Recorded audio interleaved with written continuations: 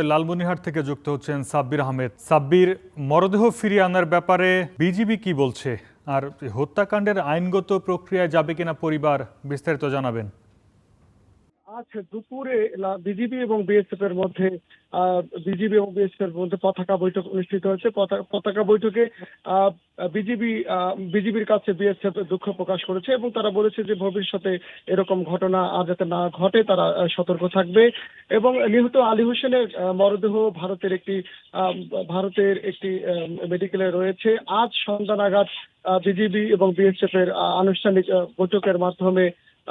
বৈঠকের মাধ্যমে বাংলাদেশের পুলিশের কাছে আনুষ্ঠানিকভাবে আলী হোসেনের লাশ হস্তান্তর করতে বলে আমাদেরকে বিজিবি নিশ্চিত করেছেন।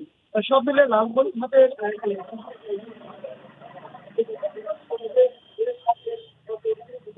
লালমনিরহাটের সীমান্তে বিএসএফ এর গুলিতে একজন বাংলাদেশি আহত হওয়ার ঘটনা ঘটেছে।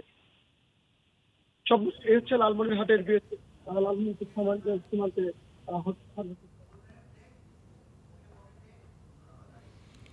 ধন্যবাদ সাব্বির।